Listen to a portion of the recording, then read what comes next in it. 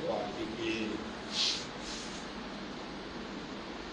Central region की अध्यक्ष हैं मैडम अम्बेडकर जी,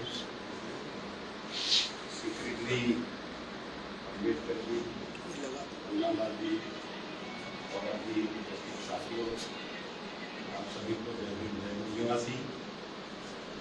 पहली बात हम हमारे अलीम नाम है ना, अरुण भूल जाता हूँ अभी। आप लोग कॉन्टैक्ट में 1.5 साल से मिलते हैं फोटो हैं। अरुण जी से तो मैं रिक्वेस्ट करूँगा कि हमें महापुरुष न बना, हम 2 बार ये शब्द का इस्तेमाल किया न बना। मैं आप में से ही एक कंधे से कंधा लगा के रहने वाले मेरे सामने साथी है, जिनके साथ मैंने मिलकर काम किया है। हो सकता है मेरे दूसरे साथी इतना समय उनकी अपनी परीक्षा उनकी अपनी कोई परेशानियाँ हो सकती है, नहीं दे पाएंगे क्या?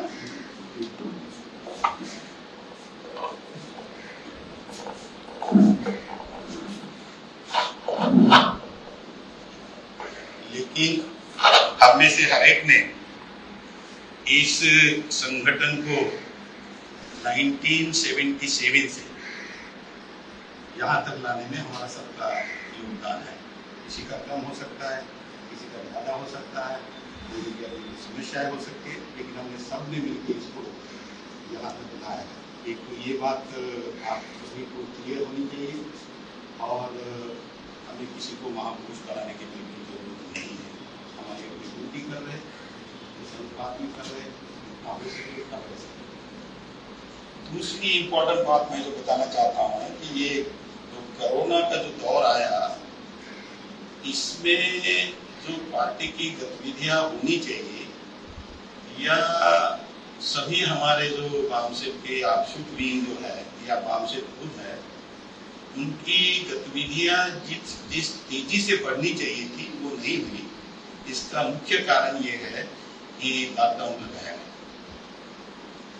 मैं चाहते हुए भी लॉकडाउन के पीरियड में नहीं निकल पाया, क्योंकि ये सब सुविधाएं, बाहर जाने की सुविधाएं भी बंद कर दी गई। मैं कुछ समय के लिए बीच में नागपुर जरूर आया, क्योंकि जिस प्रोजेक्ट का राधा कृष्ण जी ने जिक्र किया, उस प्रोजेक्ट में काम चल रहा है और इसलिए मुझे इंस्पेक्शन और क्या हो रहा है उसकी व्यवस्था, उसकी फाइनेंशियल अरेंजमेंट्स वगैरह सब करने के लिए मुझे अपना समय उसमें देना पड़ा। तो इसलिए भी मैं फिर 1.5 साल से ऑलमोस्ट नहीं निकल पाया। फिर यूपी, उत्तराखंड, पंजाब, गोवा और मिजोरम है शायद, इसमें इलेक्शंस आ रहे हैं और सभी पार्टियां फील्ड में एक्टिव हुई हैं। वो नेशनली रिकॉग्नाइज्ड पार्टियां हो, राज्य स्तर के रिकॉग्नाइज्ड पार्टियां हो, या रजिस्टर्ड पार्टियां हो या अनरजिस्टर्ड पार्टियां हो, सभी पार्टियां एक्टिव हो गई है। और ऐसी हालात में अगर पीपल्स पार्टी ऑफ इंडिया अपना एजेंडा और प्रोग्राम लेके अगर लोगों के बीच में नहीं जाएगी, तो फिर लोगों को अगर हम अल्टरनेटिव उनके सामने नहीं रखेंगे, तो फिर हम ये नहीं कह सकते कि हमने जो अपने पार्टी का ऑब्जेक्टिव बनाया, हमने अपने आंदोलन का ऑब्जेक्टिव बनाया, उस ऑब्जेक्टिव को हम हासिल कर सकें। तो इसलिए ये जरूरी था। तो मैंने हमारे जो इस यूपी उत्तराखंड स्टेट के जो इंचार्ज है दयाराम जी, वाइस प्रेसिडेंट है नेशनल लेवल पे, उनसे मैंने इंटरेक्शन किया। मैं चाहता था कि मेरा जो ये टूर है मैं पंजाब से शुरू करूँ। इसलिए शुरू करूँ कि मुझे ठंड ज़्यादा तकलीफ होती है ठंड में, तो इसलिए मैं सोच रहा था कि पंजाब में फिर बाद में जाऊंगा तो परेशानी ज़्यादा होगी, इसलिए मैं चाहता था कि पंजाब से शुरू करूं और फिर इधर आऊँ। लेकिन वैसे नवंबर में और दिसंबर में मेरा ख्याल है ये पूरा उत्तर भारत जो है ठंड की चपेट में रहता है और इसी दौरान ये इलेक्शन आ रहे हैं। तो मेरी हेल्थ की कोई बात नहीं है, अगर 2-4 कंबल लगा के घूमेंगे, करेंगे जो भी है। 3-4 इम्पोर्टेंट बातें हमारे साथियों ने अपना वक्तव्य करते हुए बात कही है, क्योंकि मुझे अभी उम्र के तकाजे से थोड़ा फॉरगेटफुलनेस भी शुरू हुआ है, तो इसलिए मैं नोट कर लेता हूँ। पहले मैं कागज भी नहीं लाया, ये नहीं था, तो पहले मेंटल नोटिंग में जो है, तो एक बात तो जो हमारे इस आंदोलन से संबंधित नहीं है लेकिन जानकारी के लिए बहुत जरूरी है, जिसका जिक्र हुआ कि आरएसएस जो है ये इसका रजिस्ट्रेशन नहीं है, ऐसे जिक्र हुआ। आरएसएस ये रजिस्टर्ड हुई है बहुत सारे, क्योंकि वो जो बात है, हो सकता है मीडिया ने या आरएसएस ने या कांग्रेस ने जानबूझकर इसको फील्ड में प्रचारित नहीं किया हो, जिसकी वजह से बाय एंड लार्ज ये इंप्रेशन बना हुआ है कि आरएसएस रजिस्टर्ड ऑर्गेनाइजेशन नहीं है। तो मैं आपको बता दूं कि जब गांधी जी की हत्या हुई 30 जनवरी को 1948, तो 5 फरवरी को आरएसएस के ऊपर बैन लगाया। 5 फरवरी 1948 पे आरएसएस पे बैन लगा है, और जो आरएसएस के सरसंघ चालक रहे गोलवलकर उस वक्त, तो उनको जेल में डाला, और होम मिनिस्टर उस वक्त सरदार पटेल थे, और सरदार पटेल ने उनको कहा कि तुम क्या गतिविधियां करते हैं, देश में देश चलेगा, देश के कानून के दायरे में चलेगा, तो आप कौन सी क्या क्या गतिविधियां करते हो ये हमें पता होना चाहिए, और इसलिए आपका कॉन्स्टिट्यूशन इधर सबमिट करो। तो उस वक्त कॉन्स्टिट्यूशन नहीं था उनका, इसलिए वो बहुत सारे लोग ये कहते हैं। तो सरदार पटेल ने ये कहा कि जब तक आप अपना कॉन्स्टिट्यूशन बना के सबमिट नहीं करते तब तक ये बैन रहेगा और गोलवलकर जेल के अंदर रहेगा। ये लिटरेचर मुझे 10-15 साल पहले मिला। EPW नाम का एक रिसर्च मैगजीन निकलता है, उसमें एक रिसर्च आर्टिकल आया था, तो उसमें ये सब इंफॉर्मेशन मुझे मिली। और आरएसएस का एक पुणे का उतना ही मतलब डेडिकेटेड उनका कार्यकर्ता केलकर था, तो ये केलकर के माध्यम से, क्योंकि गोलवलकर जेल में था और पटेल होम मिनिस्टर थे, वो केलकर की ड्यूटी लगाई थी कि वो क्योंकि वो जेल से तो नहीं आता था गोलवलकर, तो वो केलकर मिलने आता था पटेल जी से, और पटेल ने उनको कह दिया था कि ये हमारा मतलब फाइनल निर्णय है कि आप अपना कॉन्स्टिट्यूशन हमें बताइए, आप लोग क्या एक्टिविटीज करते हो करके। तो केलकर फिर गोलवलकर के पास जाता था, और गोलवलकर जो है मना करता था। ऐसा 2-3 बार हुआ, और फाइनली जब गोलवलकर मना करके आया, क्योंकि आरएसएस के लोग दूसरे अंदर होते वक्त दूसरे लोगों ने ये मना दिया था कि भाई हमारी आरएसएस के ऊपर अगर बैन है तो हम अपनी जो भी एक्टिविटीज है कर नहीं पाएंगे। तो इसलिए फाइनली केलकर जब गोलवलकर के पास गया, और वो गोलवलकर से ये कहा उसने कि इसके बाद में आपके पास नहीं आया। केलकर उसको समझाने जा रहा था कि भाई तुम मान लो, कॉन्स्टिट्यूशन बनाते हो, सबमिट करते हैं, और बैन हट जाएगा। 6 महीने के बाद उन्होंने अपना कॉन्स्टिट्यूशन बनाया, भारत सरकार को सबमिट किया, और उसके बाद 6 महीने के बाद गोलवलकर को जेल से रिहा किया गया, और बैन भी उस वक्त हटाया कि बाद में हटाया, इसकी जानकारी मुझे इमीडिएटली नहीं कर रहा हूँ, लेकिन ये ऐसा। तो ये हमारे आंदोलन से संबंधित नहीं है, लेकिन इनडायरेक्टली आज समाज जीवन में जो आरएसएस ने जिस ढंग से अपने पंख फैलाए, और पूरे देश में उन्होंने अपनी शाखाएं बनाई, और जो एक्टिविटीज वो जो कर रहे हैं वो एक्टिविटीज डेफिनेटली भारत के संविधान के अनुरूप नहीं है। सवाल ये उठता है कि इसलिए हमसे संबंधित भी है। तो ऐसा क्या हुआ कि उसके बाद एक बार और बयान लगा, मेरा ख्याल है इमरजेंसी के दरमियान लगा, if I am not wrong, उस दरमियान ये बयान लगा। तो लेकिन फिर कांग्रेस, और फिर आपने देखा होगा कि जिस कांग्रेस ने बयान लगाया था उस कांग्रेस ने ही ये बयान हटाया, पहले भी हटाया, तो बाद में मेरा ख्याल है इंदिरा गांधी की जो 98-80 में फिर से वो जो सत्ता में आए हैं, तो उस वक्त बाला साहब देवरस उनका जो है अध्यक्ष संघ चालक था। तो आप ये देखेंगे कि कांग्रेस, जब आरएसएस को हम हिंदुत्ववादी संगठन बोलते हैं तो कांग्रेस क्या है, और कांग्रेस ने अगर वो अपनी हिंदुत्ववादी विचारधारा का प्रचार प्रसार कर रहे हैं, जिस ढंग से कर रहे हैं, और आज हिंदू राष्ट्र की बात कर रहे हैं तब से कर रहे हैं, जो भारत का देश का जो इंडिया एज ए नेशन जो बना उसके विरोध में वो अपनी एक्टिविटीज कर रहे हैं, तो फिर कांग्रेस ने क्यों हटाया? आज बीजेपी सत्ता में हम बात ये समझ सकते हैं, लेकिन कांग्रेस ने क्यों हटाया? तो आप ये देखेंगे इसकी नोट उस वक्त हमारे वामसेन के जो सभी कार्यकर्ता थे, खापटे थे, कांशीराम थे, तब आपने देखा होगा कि कांशीराम जी के उस वक्त के जो स्पीचेस हैं, तो उन्होंने ये क्लियरली कहा कि एक नागनाथ है और दूसरा सापनाथ है, वो एक ही चट्टे बट्टे बोलते हैं, एक ही चेले के ये चट्टे बट्टे है, ये कोई अलग नहीं है। ये दो विभागों में कॉन्शियसली ये डिवाइडेड है ताकि ऑल द टाइम सत्ता इनके पास है।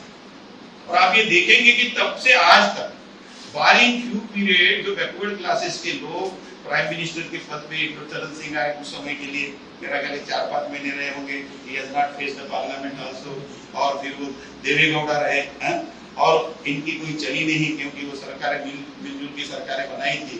तो वो कमांड एंड कंट्रोल कार्य कांग्रेस का ही रहा है, और वो अगर ये थोड़ा भी अपने हित में करने की बात कर रहे थे तो वो उनको नहीं करने दिए गया, ये सब सच्चाई है। तो पहली बात तो हमने ये समझना चाहिए कि कांग्रेस और बीजेपी अलग नहीं है, बहुत क्लियर होना चाहिए।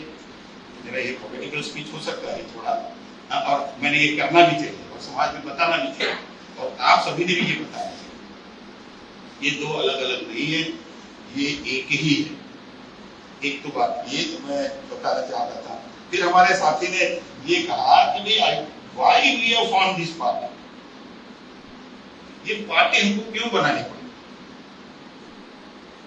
एक तो इसका सिंपल एंड लॉजिकल एक्सप्लेनेशन ये है कि कोई पार्टी क्यों बनाते, कोई भी। आज हमारे देश में नियर अबाउट 2700 के करीबन पॉलिटिकल पार्टियां हैं। तो इतनी जो पॉलिटिकल पार्टियां हैं, ये पार्टियां क्यों बनाते? पार्टियां, कोई भी पार्टी का जो प्राइमरी ऑब्जेक्टिव है, वो प्राइमरी ऑब्जेक्टिव ये है कि इस देश की जो संविधान है, उस संविधान के माध्यम से जनता को जो अधिकार दिए हैं, वो अधिकार उनको पॉलिटिकल पावर कैप्चर किए बिना नहीं दिए जा सकते। कोई भी पॉलिटिकल पार्टी जब तक पॉलिटिकल पावर कैप्चर नहीं करती, तब तक भारत के संविधान में जनता को जो अधिकार दिए हैं वो उन तक नहीं पहुंचाए जा सकते। तो सिंपल क्या है इसमें? सिंपल ये है कि पिछले 70-72 साल से जो इंडियन रिपब्लिक जो है 1950 से लेके आज 71 साल हो गए, लेकिन जनता के अधिकार उनको जितने मिलने चाहिए थे उतने नहीं मिले। कितने मिलने चाहिए थे?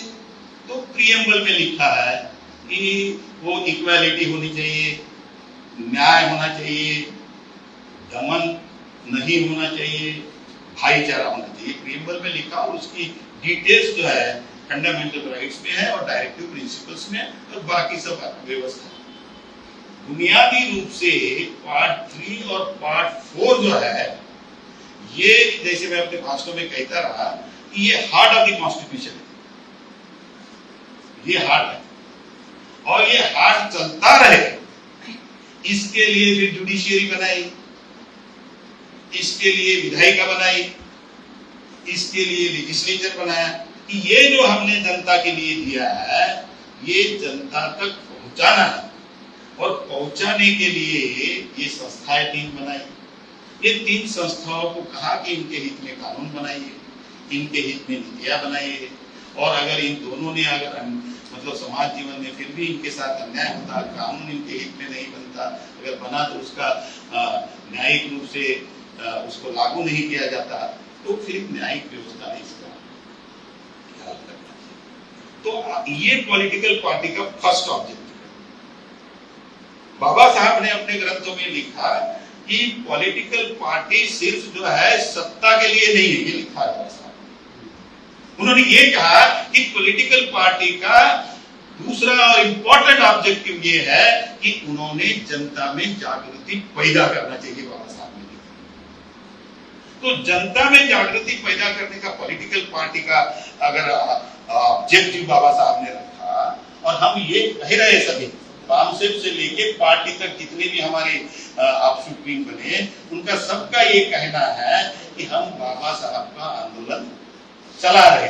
और बाबा साहब ने अपने लिटरेचर में ये भी लिखा कि ये भारत के संविधान में जो भी अधिकार मैंने आपके लिए दिए हैं, ये आपको तब तक नहीं मिल सकते जब तक आप इस देश पर सत्ता में काबिज नहीं होते, क्योंकि अल्टीमेटली जो अरेंजमेंट्स की है वो ये है कि वो इंस्टीट्यूशंस के माध्यम से ये ले जाना। तो अभी ये जो इंस्टीट्यूशंस जो है, ये इंस्टीट्यूशंस हमारे हित में पिछले 70-75 साल में काम नहीं किया, ऐसा हम बोल रहे हैं। और ये फैक्चुअली है कि ग्राउंड रियलिटी जब देखते हैं तो आज जैसे में हमारे साथी ने यहाँ से कहा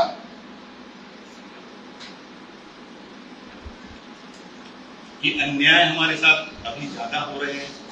उत्तर प्रदेश में तो कहा कि और ज्यादा हो रहे हैं। महिलाओं के साथ क्या हो रहा है, हम आए दिन मतलब एक पेज ही आता है, 3rd पेज या 4th पेज, उसमें पूरा मतलब यही लिखा है, ये कि अन्याय महिलाओं के साथ अन्याय, अछूतों के साथ अन्याय और ये सब चीजें। तो इसके लिए जब उस समाज में जागृति पैदा नहीं करेंगे और जागृति पैदा कर उनको पॉलिटिकल पावर का इंपॉर्टेंस नहीं समझाएंगे, तब तक ये नहीं हो सकता। बामसेफ का जो काम हमने डिफाइन किया है तो जागृति कर रही है, लेकिन बामसेफ का ऑलमोस्ट जो लिखित डॉक्यूमेंट हमने लोगों के सामने रखा कि उसका जो रोल है वो है generate the competent leadership and then depute that leadership in the different walks of life. ये बामसेफ का पहला काम। तो इसमें वो सभी चीजें मतलब सोसाइटी क्या है, एग्जिस्टिंग सोसाइटी क्या है, कैसी सोसाइटी निर्माण करना चाहते हैं और इसमें से उसमें ट्रांसफॉर्म कैसे किया जाए, इससे संबंधित समग्र बात उनमें चेतना पैदा करना चाहिए। ये काम है और उसमें लीडरशिप जनरेट करना चाहिए। बाबा साहब ने अपने ग्रंथों में ये भी लिखा है कि what type of society through this constitution is wanted, ये लिखा है बाबा साहब ने। वो ये कह रहे हैं कि मैं इस देश में डेमोक्रेटिक सोसाइटी निर्माण करना चाहता हूं। अब डेमोक्रेटिक सोसाइटी निर्माण करने का क्या मतलब है? डेमोक्रेटिक सोसाइटी का मतलब है कि हर व्यक्ति को जो है अपने विचार विमर्श करके, मतलब कॉन्शियसली विचार विमर्श करके ऐसी सोसाइटी का निर्माण करना जहां अल्टीमेटली समता, स्वातंत्रता और न्याय, ये सोसाइटी बाबा साहब कॉन्स्टिट्यूशन के माध्यम से निर्माण करना चाहते थे। इसका मतलब ये भी हुआ कि जब बाबा साहब ने कॉन्स्टिट्यूशंस बनाने की प्रक्रिया हाथ में ली, तो जो एनविसेज कर रहे हैं जिस सोसाइटी को, वो सोसाइटी थी या नहीं थी? वो ऐसी सोसाइटी नहीं थी। और ऐसी सोसाइटी नहीं थी तो ये उन्होंने कब से समझने का कोशिश किया है? क्या 1946 में कॉन्स्टिट्यूएंट असेंबली बनी अब समझ में आया उनकी? तो आप ये देखेंगे कि जब उन्होंने अपना आंदोलन चलाया, तो मैं अभी ऑफलेट मैं आप सभी को मिल के आगे मुझे किया आप लोगों ने, लेकिन मैं ऑनेस्टली और सिंसियरली बताऊंगा कि मैं बाबा साहब की किताबें पढ़ते रहूं, बीच बीच में मेरी जरूरतों के अनुसार मुझे भाई आज ये करना है तो फिर उतना पढ़ लो, कहाँ मिलता है ढूंढो। लेकिन अभी मुझे ऐसा लगा कि भाई मेरी उम्र 70 साल की हो गई, तो और बाबा साहब का इतना शानदार लिटरेचर है, अभी 21 तो वॉल्यूम है, तो ये मैं कब पढ़ूंगा? तो मैंने अभी शुरू कर दिया, 1 से शुरू कर दिया, वॉल्यूम नंबर 1 से 2 3 4 में जो खत्म हुआ दूसरा पढ़ो, हर वॉल्यूम में मिल रहा है, क्योंकि नहीं तो मैं मर जाऊंगा, पढ़ने का रह जाऊंगा, बाबा साहब का फॉलो भी बता दूंगा। मुझे लगा कि मैंने ये काम करना चाहिए, तो मैं वॉल्यूम 2 पढ़ रहा था, और second government of India act 1935, ये हम ऐसा ही समझ रहे कि ये second government of India act 1935 है, लेकिन वो इंडिया के लिए कॉन्स्टिट्यूशन वो इंडिया के लिए ब्रिटिश पार्लियामेंट में पास करा के कि इंडिया का कारोबार कैसे चलाने का, ये वो कॉन्स्टिट्यूशन है। और इस कॉन्स्टिट्यूशन को बनाने के लिए जो राउंड टेबल कॉन्फ्रेंस में लोग बुलाए गए, क्योंकि वो second government of India act बनाने की प्रक्रिया साइमन कमीशन से शुरू होती है, क्योंकि वो हर 10 साल में वो उसका रिव्यू करते थे कि भाई ये इंडिया के लोग हमसे खुश तो नहीं तो भला तो नहीं देंगे, क्योंकि गांधी ने शुरू कर दिया, तो खुश तो नहीं है, तो पता करो। पहला जो 1990 का एक्ट है उसके तहत इसको पता करो, तो पता करना शुरू किया। तो इन्होंने 1885 में जो कांग्रेस बनाई, जो ब्राह्मणों ने बनाई, इस चीज को बिल्कुल क्लियर है, उसको करके देखो, मैंने बुकलेट भी लिखी उसको।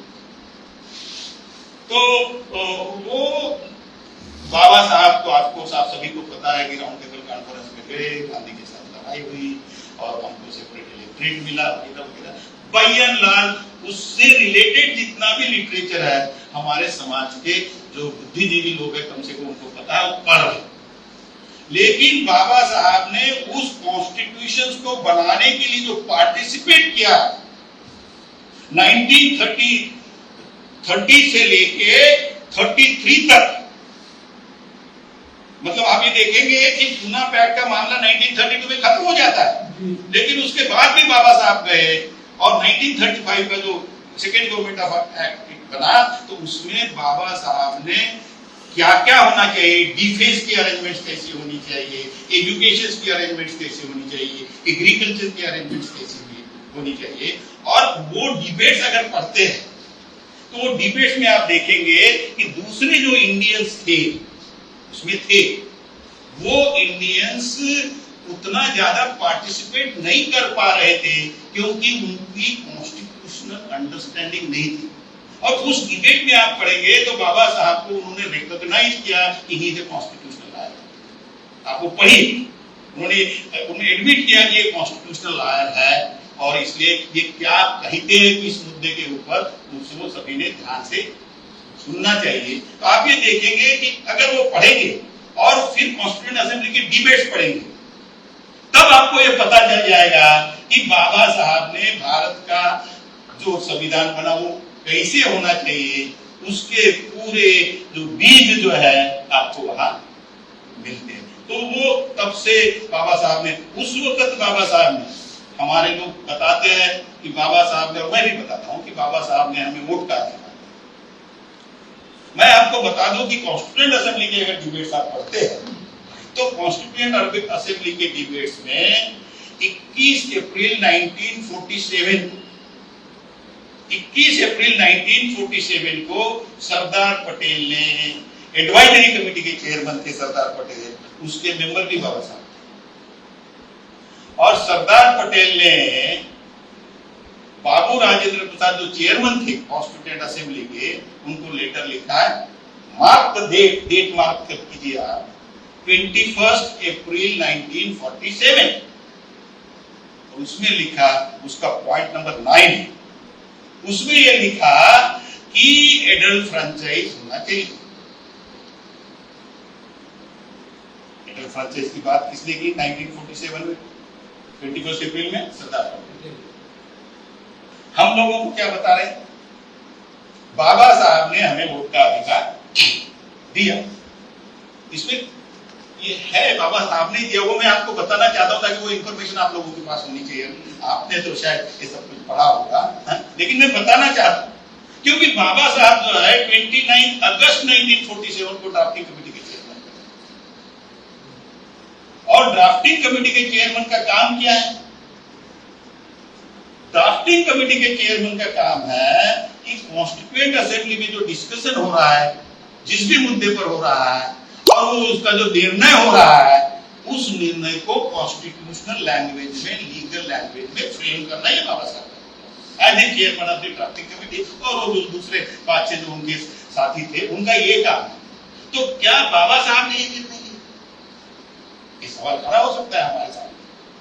ये कॉन्स्टिट्यूएंट असेंबली में निर्णय हुआ, और जिस कॉन्स्टिट्यूएंट असेंबली में ये निर्णय हुआ, उस कॉन्स्टिट्यूएंट असेंबली में बाबा साहब की दूसरी जगह जो स्पीचेस है, उसमें उन्होंने कहा in the house of 291 I was alone. ये लिखा है कि मैं अकेला ही था, और इसलिए कहीं उधर क्या क्या परेशानियां थी, वो जब रिव्यू की बात करते हैं, वो एक उस वक्त ये बात वो कह रहे हैं कि however intelligent you may be, but after all you are one, and if your enemies have decided not to oppose you, उन्होंने बिल डिसाइड कर लिया कि आपको अपोज करना ही है, और वो आप अकेले थे, तो बाबा साहब जो चाहते थे वो वहां उस हाउस में नहीं हो सकता था, और ऐसी कई चीजें हैं जो बाबा साहब चाहते थे वो नहीं हुई। तो फिर उनको वो रिव्यू कैसे होना चाहिए वगैरह वगैरह बाबा साहब ये कह रहे हैं। ये बैकग्राउंड है। तो मैं ये आपको बताना चाहता हूं कि ये निर्णय फिर हुआ कहां? जो भी कॉन्स्टिट्यूएंट असेंबली में डिबेट होगा उसके आधार पर निर्णय होगा, उसके बाद ड्राफ्टिंग होगा। तो वो जो है जो सेकेंड वॉल्यूम में जो मैं देख रहा हूं, सेकेंड वॉल्यूम में ये लिखा है कि ब्रिटिशों ने जब इन्होंने अपना नौटंकी शुरू किया कांग्रेसियों ने, तो ब्रिटिशों ने उस वक्त भी उनको कहा कि तुम तुम्हारा संविधान बनाओ, प्री कंडीशन बोला तुम अपना संविधान बनाओ। तो तब नेहरू कमेटी बनी, मोतीलाल नेहरू उसके चेयरमैन थे और जवाहरलाल नेहरू उसके सेक्रेटरी थे, और ये दोनों ने जो बनाया उसमें ये लिखा है कि जिन लोगों के पास संपत्ति है और जो लोग पढ़े लिखे हैं उन्हीं को वोटिंग का अधिकार होना चाहिए, ये उन्होंने लिखा। वो प्रेजेंट किया, उनके जो लोग वहां होंगे वो प्रेजेंट किए, और उस हाउस में बाबा साहब ने डिमांड की कि नो एडल्ट फ्रेंचाइज। मतलब जो 1947 में जो एडल्ट फ्रेंचाइज हमें मिला, उसकी हमारे देश के लिए क्यों जरूरत है, ये बाबा साहब ने 1930s में एडल्ट फ्रेंचाइज मांगा, और कांग्रेसियों ने इसका विरोध किया है उस हाउस में। और ये कह के विरोध किया, तो ये अनपढ़ गवार लोग हैं, इनको तो कुछ समझ में तो आता नहीं, तो इनको एडल्ट फ्रेंचाइज देके मतलब इनको मतदान का अधिकार देके क्या होगा? बाबा साहब ने कहा कि वो अनपढ़ जरूर है लेकिन समझदार है। ना समझ नहीं हाँ, तो आप ये देखिए, और उस वक्त वो बात बाबा साहब की वहां मानी गई।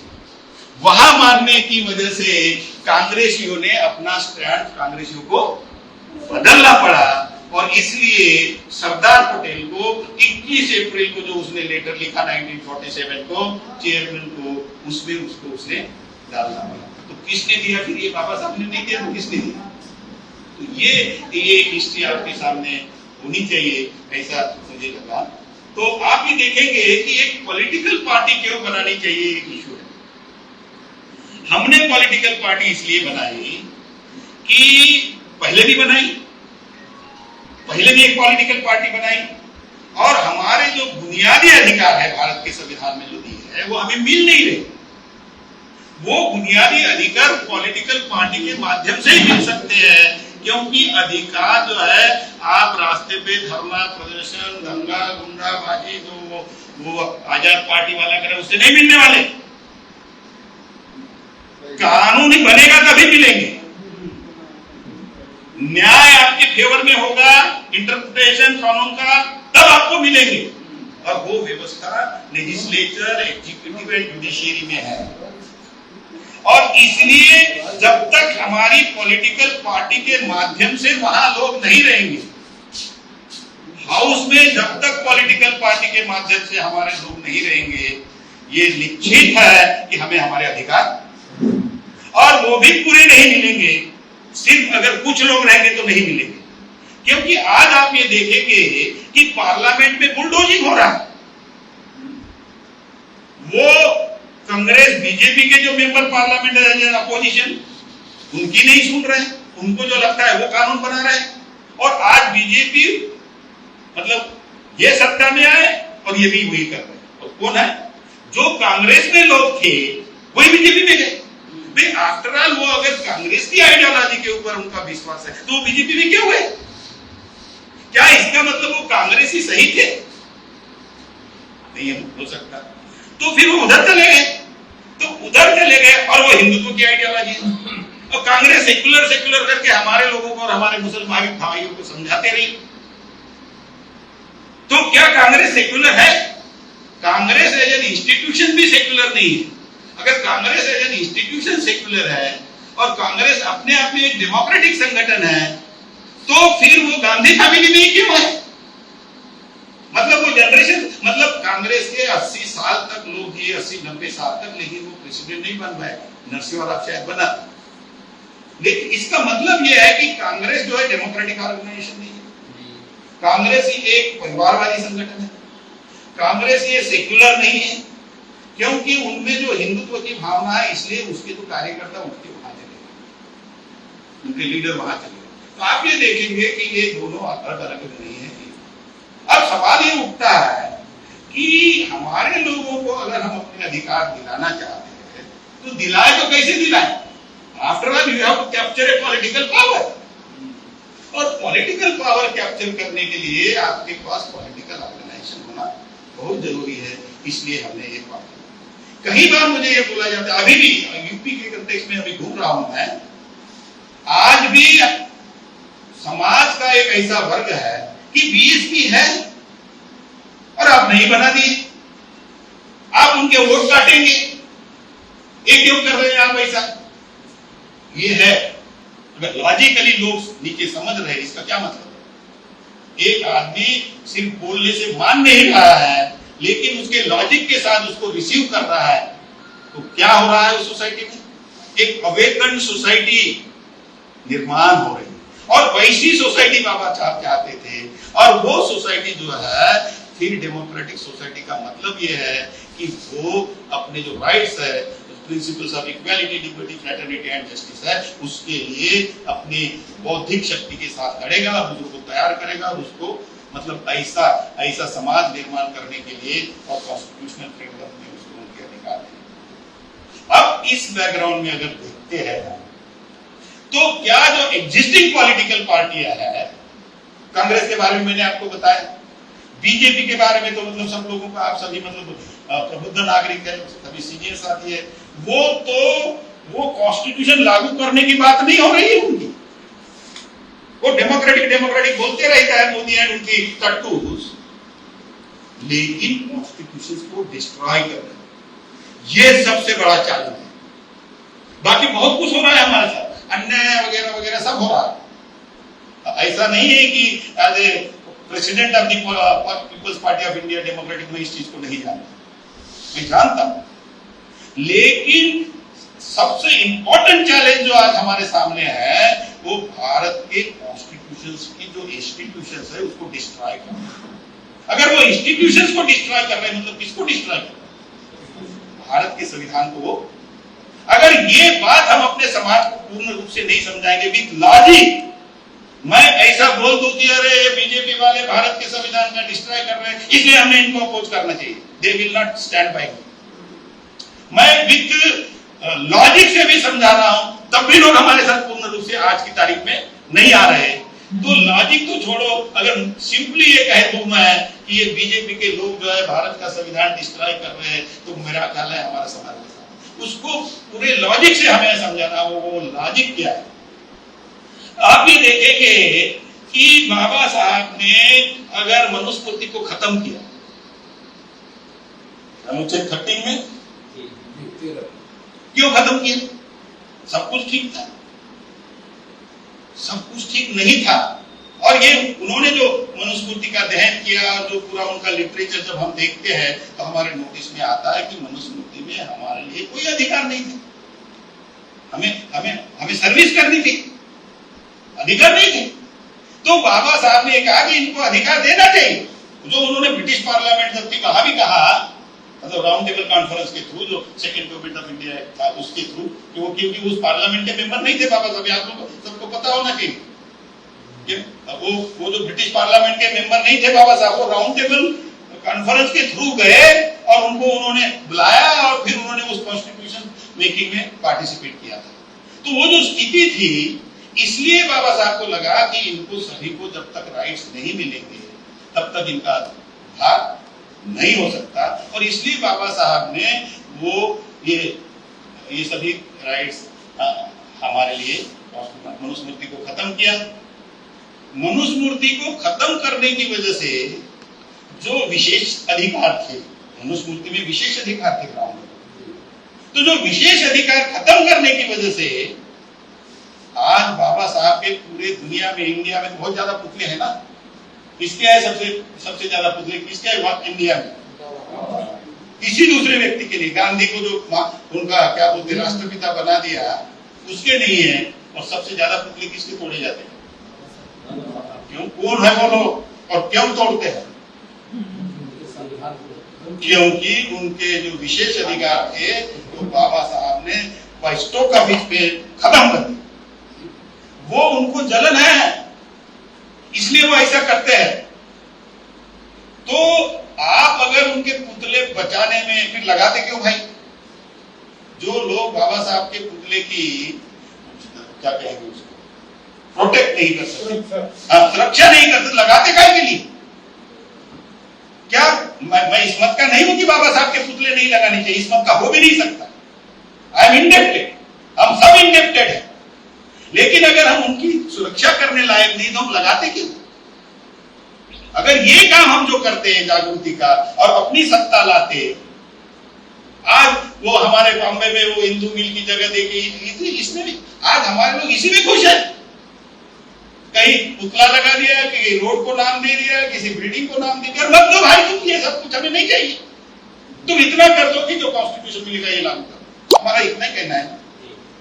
वो दे देंगे और बाकी सब कुछ देने की बात कर रहे हो, बोर्ड लगा रहे। ये अभी मैं आ रहा था तो वो उधर एक बोर्ड लगा था, 15 करोड़ लोगों को फ्री में अनाज दे रहे करके लगा हुआ। फोटो है ये, तुम्हारे चीफ मिनिस्टर का जगह जगह होगा। तुमको किसने मांगा भाई हमको 15 करोड़ लोगों को अनाज दो करके? हमने थोड़ा मांगा। और ये 15 कितनी पॉपुलेशन है स्टेट की? 40 करोड़ है, 20 के हाँ जो भी है 15 करोड़ लोगों को आप फ्री में अनाज दे रहे हो। आप मतलब काला टाइम करके बता रहे हो, शर्म नहीं लगती तुम लोगों को साथ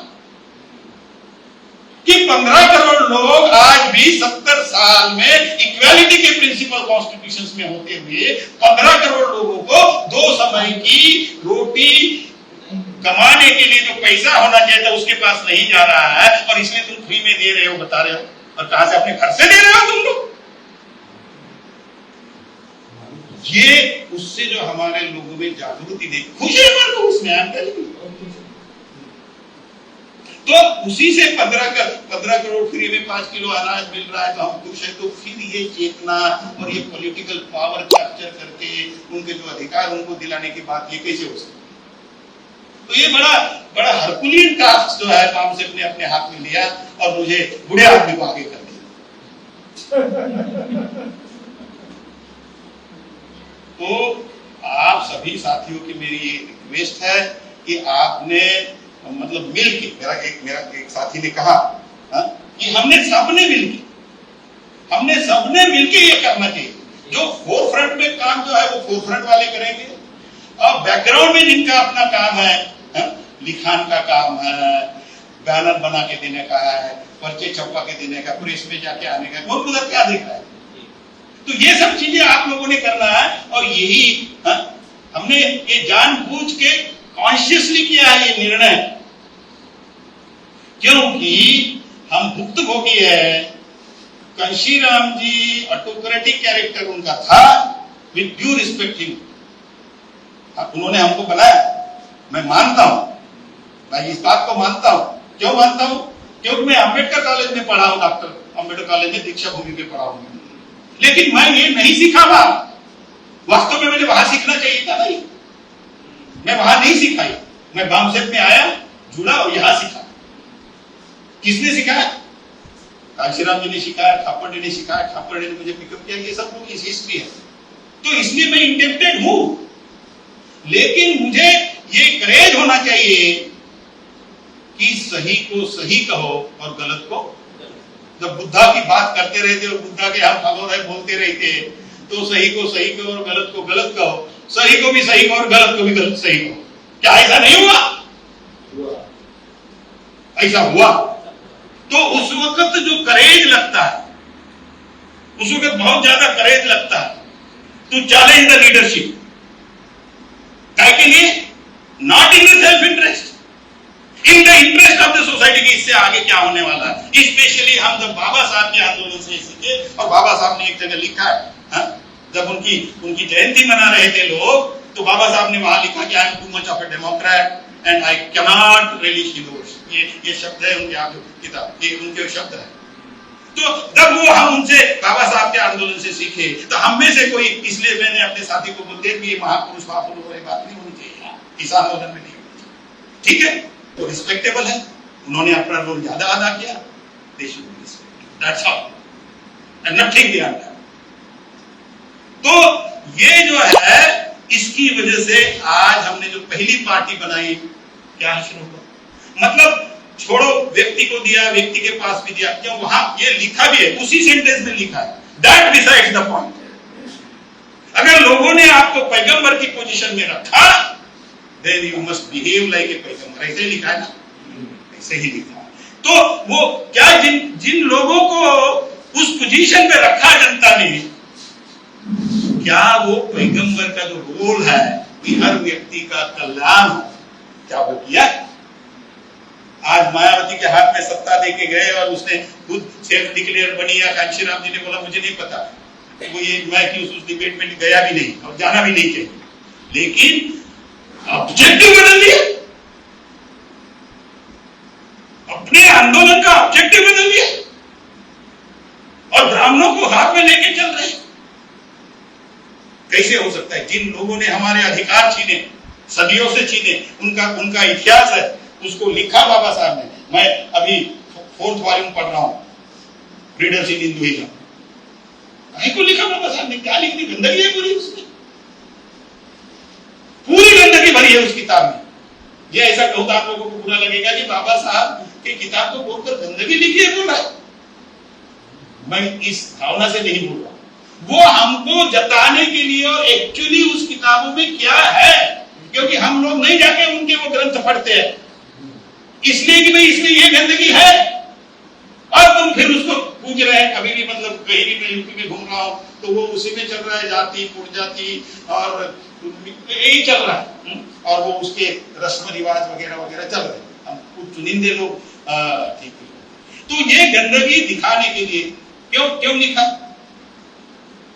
इसने लिखा कि जब लीडरशिप एस्टैब्लिश हो जाती है, तो हो रही थी बाबा साहब 1932 ऑनवर्ड उनकी लीडरशिप, लोग किसी की भी किताब लेके उसको नहीं मानते, लेकिन बाबा साहब ने लिखा है तो बाबा साहब ने लिखा है भाई, मतलब इस्टेब्लिश होती है, उस लीडरशिप के शब्दों में वजन आता है। इसलिए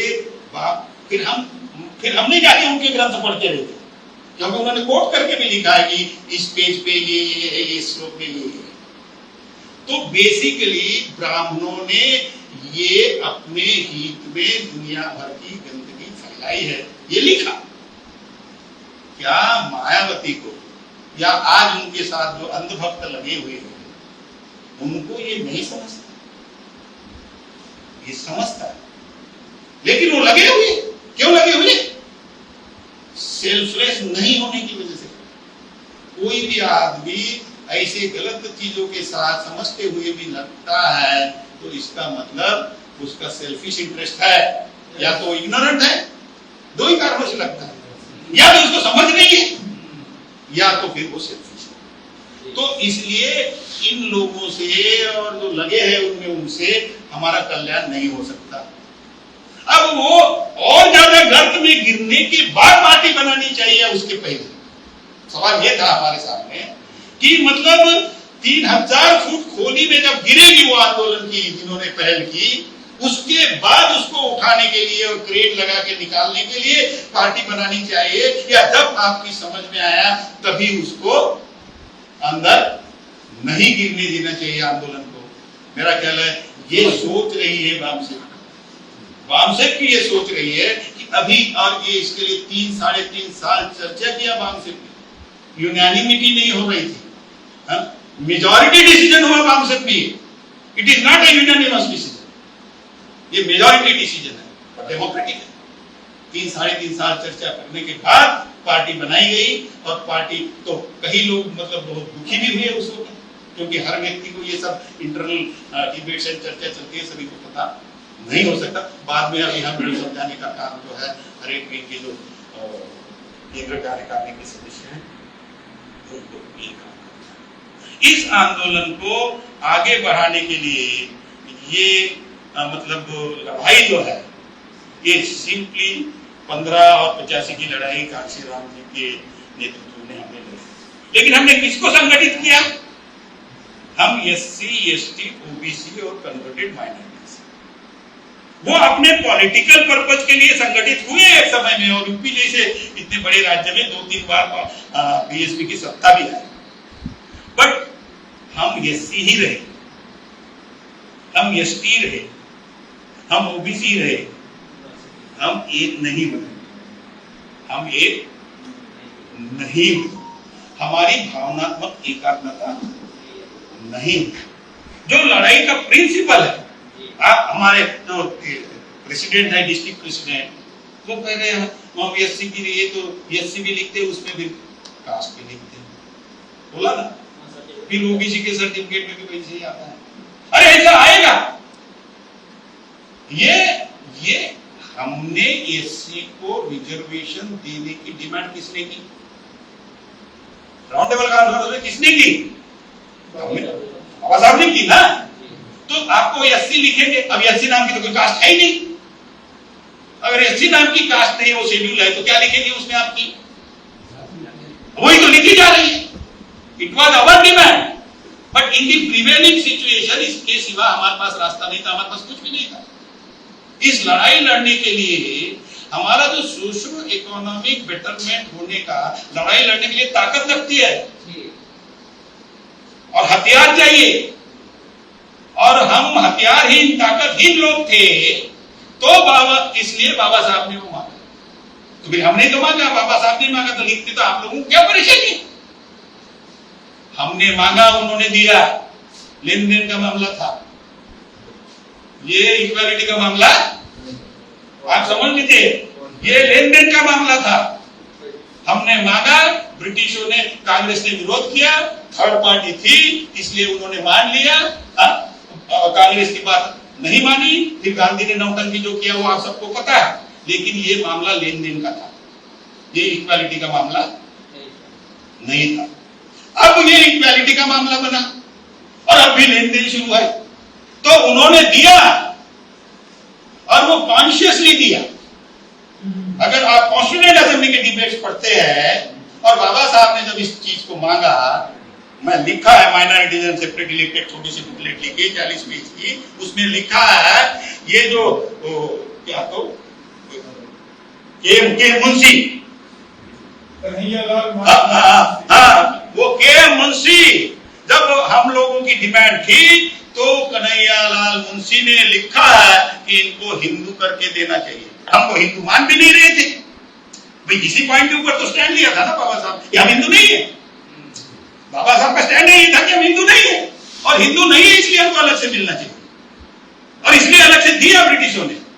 लेकिन जब 47 में कॉन्स्टिट्यूशन बनाने का मामला आया तो कन्हैयालाल मुंशी ये कह रहा है कि इनको हिंदू करके देना चाहिए। अब मुझे ये बताइए, अगर उन्होंने देना चाहिए, वो देंगे और हम लेंगे, वो देंगे क्योंकि उनकी मेजॉरिटी थी हाउस में, हर एक आर्टिकल मेजॉरिटी से पास हुआ है, वोटिंग से पास हुआ है। इसलिए बाबा साहब कह रहे हैं कि इन दी हाउस ऑफ 291 मैं अकेला ही था, कुछ नहीं हो सकता था, इसलिए जितना निकाल सकता हूं उतना मैंने कर देना चाहिए। ये बात थी बाबा साहब के साथ। तो अभी वो हमें हिंदू मानते हैं और नॉन टचेबल मानते हैं, तो क्या इससे उनकी व्यवस्था बनी रहेगी या हमारा चलेगा? अगर हम शेड्यूल कास्ट बन के संगठित होते, अगर हम ओबीसी करके संगठित होते, तो मामला हमारा चलेगा कि उनका? नहीं, हमारा कैसे चलेगा? यही तो मैं बोलना समझाना चाहता हूं। See, they wanted us to be the member of the caste. वो वैसे इसलिए certificate, they wanted us to be the member of the caste. And so long as we are the members of the various caste, it is created by Brahmin consciously. तो फायदा किसका होगा? इसलिए बाबा साहब ने लिखा कि आपके सामने सबसे बड़ी जो तकलीफ है, जिसकी वजह से हमारी परेशानी है, वो कास्ट है। पॉलिटिकल स्पीचेस में लिखा है बाबा साहब ने, and therefore destroy the caste. इसलिए बाबा साहब ने कहा कि डिस्ट्रॉय द कास्ट, और हम पकड़ के बैठे हैं। और इसलिए अल्टरनेटिव आइडेंटिटी के ऊपर बामसेप ने रिसर्च किया कि क्या हो सकता है, क्योंकि अगर एक आइडेंटिटी को खत्म करना है तो आपको दूसरी आइडेंटिटी डालना पड़ेगा। क्या है आपका नाम? एचआर गौतम जी। अभी मैं ग्रामीण वाली बात समझा रहा हूं, अभी आप लोगों के सामने मैं वो नहीं बोलना चाहता था, मैं आपका ले लिया ना, अब क्या है?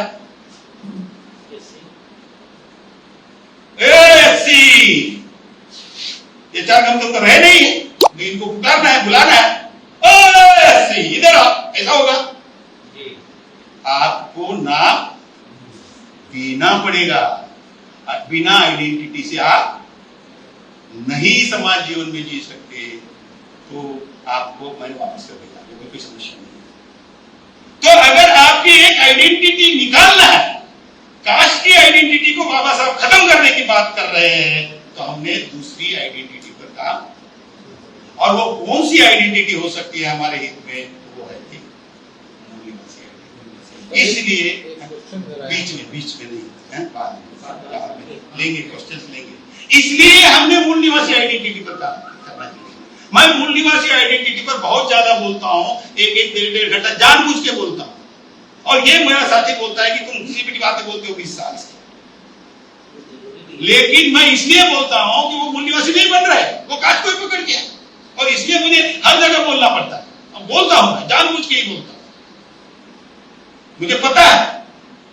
तो अब एक इसकी मूल निवासी आइडेंटिटी की आगे क्या समस्या होने वाली, ये भी मैं बताता हूं। अब ये मूल निवासी आइडेंटिटी मतलब बामसेप ने रिजिडिवेट किया, ये हमने डिजाइन नहीं की, क्योंकि हमारे कार्यकर्ता थे, सीनियर कार्यकर्ता थे, डॉक्टर सत्यपाल, तो उन्होंने मुझे एक किताब दी, इतनी बड़ी किताब दी, पुरानी, उसकी जेरॉक्स कॉपी, और उस किताब में हमारे पुरखों ने 1905 के दरमियान हमारे लिए मूल निवासी शब्द इस्तेमाल किया। वहां फूले साहब ने हमारे लिए मूल निवासी शब्द इस्तेमाल किया, लेकिन over a period of time हमारे आंदोलन जो खंडित रहे, निरंतर नहीं चलने की वजह से ये मूल निवासी आइडेंटिटी समाज जीवन में जितनी ज्यादा मात्रा में प्रेषित होनी चाहिए थी वो नहीं हुई, और फिर कास्ट आइडेंटिटी ने हमको दबा दिया। तो इसलिए इसको भी निरंतर चलाना जरूरी है, मूल निवासी आइडेंटिटी को।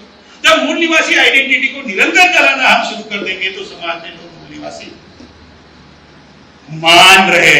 अभी बहुत सारे संगठनों के लोग मूल निवासी की बात कर रहे हैं लेकिन जी नहीं रहे। प्रॉब्लम मानने का नहीं है, प्रॉब्लम मूल निवासी होकर जीने का है। जी नहीं रहे, बोल रहे हैं मूल निवासी है और जी रहे जाति में शादी, जाति तो सब हो रहा है अभी। इसलिए वो हमने जीना सीखना चाहिए कि हम मूल निवासी, ये जरूरी है। और ये दूसरी संगठनाएं भी जो मतलब क्या इसके साथ क्या बोलते हैं उसको हिंदी में भी कुछ ऐसे निकल के आते हैं ना, छोटे छोटे निकल के आते हैं, उसको एक शब्द है छोटे छोटे संगठन बनते हैं उसको, तो और जो भी बनते हैं तो वो जो संगठन अगर मूल निवासी के नाम से बनेंगे तो फिर आपने तैयार की विद्या हथियार जो है तेजी से नहीं चलेगा, समाज जीवन में कंफ्यूजन फैलेगा। ये मूल निवासी है, ये मूल निवासी, ये संगठन मूल निवासी का बराबर है, ये वो बराबर है, शुरू हो जाएगा। और हम समाज का कंफ्यूजन दूर करके उनको कंसोलिडेट करके मूल निवासी आइडेंटिटी के अंदर चलाना चाहते। इसका एक ही सॉल्यूशन है जो मुझे लगता है, we must take a quantum jump. वामसेप के लोगों ने और वामसेप के जो ऑफशूट विंग है, समाज जीवन में मूल निवासी पहचान हमारे साथ ही जुड़ी रहनी चाहिए। ये कब होगा? अगर हम बहुत ज्यादा मात्रा में इसका प्रचार प्रसार करते और दूसरे लोग बौने उसके सामने खड़े हो दिखते, तब ये बोलेंगे कि ये लोग है सही मूल निवासी वाले और इन्हीं के साथ जाना चाहिए। अगर साथ साथ में चलेगा तो कंफ्यूजन बना रहेगा और उससे हमारा नुकसान होगा। ये एक स्थिति हमारे सामने है। अभी मेरा ख्याल है 2-4 पॉइंट जो आपका पॉइंट भी मैंने क्लियर कर दिया।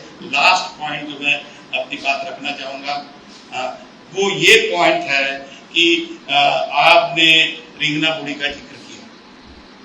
रिंगना बोड़ी में इंस्टीट्यूट बनाने के लिए इसलिए बनाया है वो कि ये मामला 5-10 साल का नहीं, ये निरंतर अपने विरोध के साथ लड़ाई लड़ने का मामला है।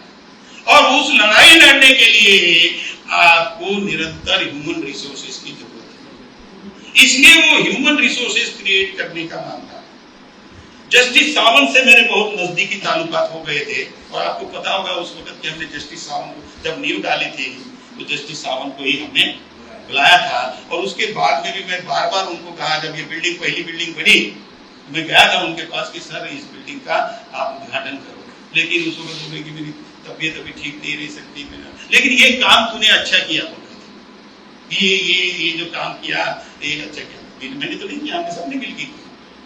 तो वो जरूरी है इस लड़ाई को, मतलब ये लड़ाई जीत कर अपने समाज को अधिकार दिलाने तक और उसके बाद उसको मेंटेन करने के लिए इंस्टीट्यूशंस होना जरूरी है।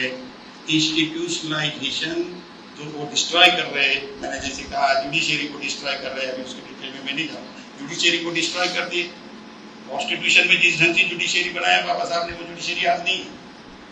लेजिस्लेचर को जो है वो नहीं, लेजिस्लेचर में 2 आदमी डिसीजन ले रहे और बाकी हाथ खड़े कर रहे। Where is the democracy? Democracy में मतलब डिस्कशन डिबेट होने चाहिए एंड डेमोक्रेसी फ्लेक्सिबल होनी चाहिए।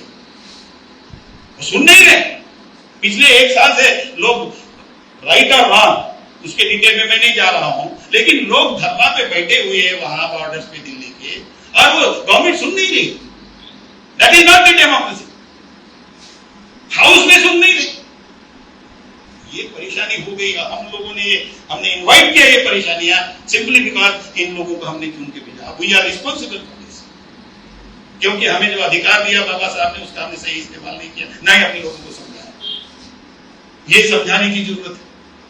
ये नहीं समझाएंगे, उसकी ताकत नहीं बताएंगे कि कितनी ताकत है कि मोदी को पटकी मार सकते। आप जमीन पे बैठा हुआ आदमी मोदी को पटकी मार सकता है अगर इसकी समझता और उसको ऑर्गेनाइज मैनर में अगर लोगों सामने हम रखते हैं, उसके लिए पार्टी की जरूरत है। तो वो हमने इंस्टीट्यूट बनाया। अभी उसका इंस्टीट्यूट की बिल्डिंग हो गई, हॉस्टल की बिल्डिंग हो गई। अब वो जब उधर आते थे, मैं देख रहा हूं मेरे साथी आते थे उधर, और वो बोलते थे कि हमको तो बिल्ड हॉस्टल में नहीं दिया, कम पड़ दिए हॉस्टल में, हमको तो इंस्टीट्यूशन में सुलझा दिए। बोलते हैं ना, हमको इधर जगह नहीं दी। सोच एक जैसी नहीं सोच सकते। तो मुझे बड़ा दर्द हुआ, मुझे दर्द हुआ कि मैं उनको मतलब प्रॉपर मतलब वहां रहने की व्यवस्था नहीं कर सकता हूं।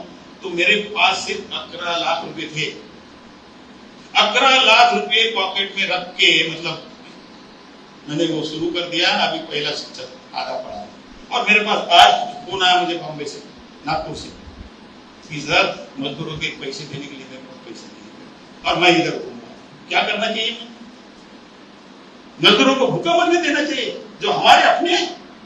और आप लोग इस बात को नहीं समझ रहे कि आपका, जैसे साहब ने बोला, आपका अपना जितना भी शेयर है, तो मैं इधर मतलब आराम से घूमूं और अपने समाज को तैयार करूं, वो काम भी होते रहे।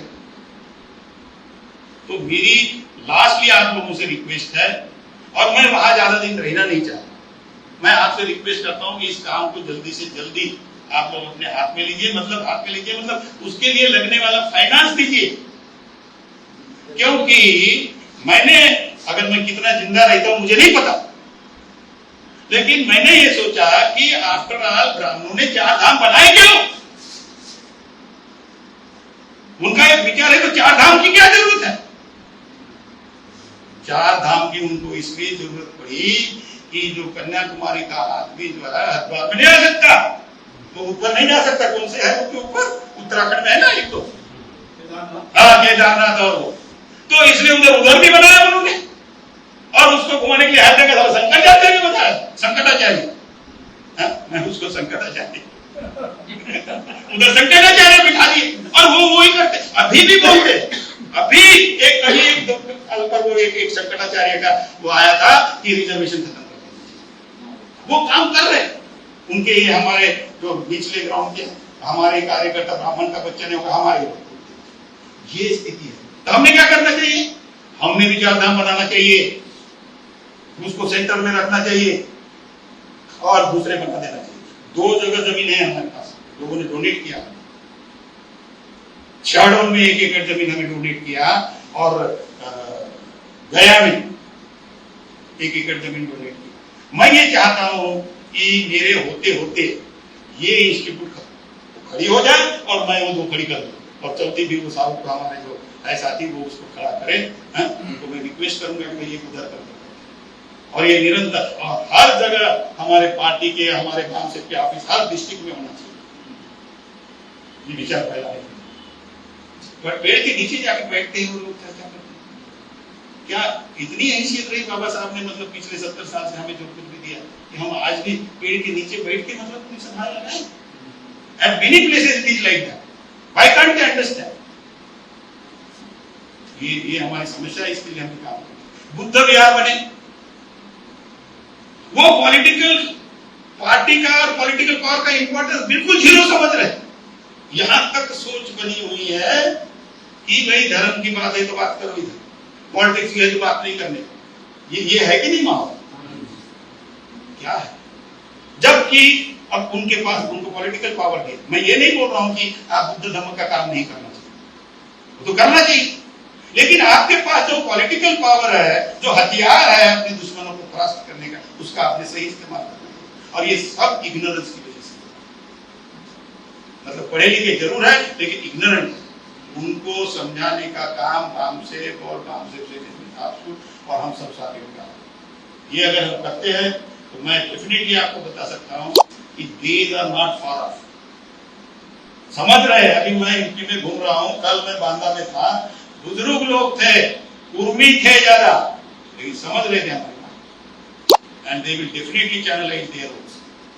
वो बहुत पहले कर देते थे, लेकिन जिस ढंग से मायावती ने पार्टी का अफेयर चलाया और जो नेता उनके जुड़े थे उनको बात मार के बाजू में कर दिए, वो शासन क्या है?